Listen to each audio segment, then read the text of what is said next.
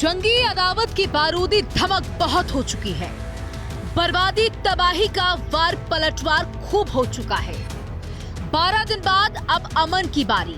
Middle east में Iran और Israel ceasefire के समझौते पर मान गए हैं, लेकिन क्या इतना आसान था जब ना तो ईरान पीछे हटने को तैयार था, ना ही इजराइल।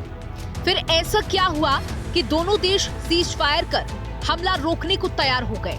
तो इस सीजफायर की इनसाइड स्टोरी को जानने के लिए 24 घंटे पीछे जाना होगा, जब ईरान के विदेश मंत्री अरागची ने पुतिन से मुलाकात की।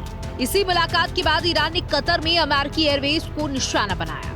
19 मिसाइलें दागी गई। उधर ट्रंप के इशारा मिलते ही अब अगर देर हुई तो रूस भी इस जंग में ईरान के साथ खड़ा हो जाएगा, जिसके बाद ये जंग तीसरे विश्व युद्ध में तब्दील होना शुरू हो जाएगी। सीजफायर का अमेरिकी प्लान। डोनाल्ड ट्रंप ने कतर के अमीर को फोन किया, सीजफायर कराने के लिए मदद मांगी। ट्रंप ने कहा इजराइल सीजफायर पर सहमत है, ईरान को भी सहमत कराएं। कतर ने ट्रंप की अपील पर काम करना शुरू किया।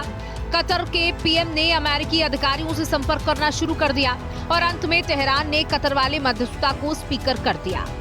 कतर के प्रधानमंत्री खालिद बिन खलीफा बिन अब्दुल अजीज अल थानी ने ही अमेरिकी की ओर से युद्ध विराम के लिए ईरान को मनाया।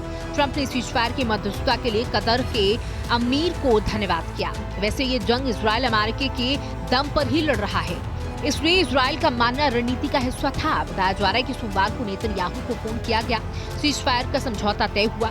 ईरानी विदेश मंत्री ने फिलहाल किसी भी सीजफायर से इनकार कर दिया, लेकिन ट्रंप का दावा है कि पिछले 2 महीने में उन्होंने 4 सीजफायर करवाए हैं। 27 अप्रैल रूस यूक्रेन के बीच जल्द सीजफायर का दावा।